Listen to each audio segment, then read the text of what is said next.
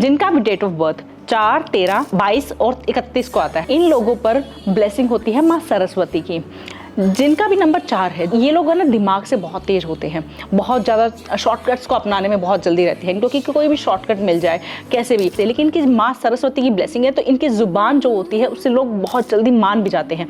इनमें मैनिपुलेट करने की बहुत ज़्यादा क्षमता होती है, बहुत ज़्यादा जिसे कह सकते हैं एक पावर होती है इनके पास, कि लोगों को बहुत जल्दी बहका लेते हैं, तो अपने काम निकलवा लेते हैं, दिमाग से बहुत शातिर होते हैं।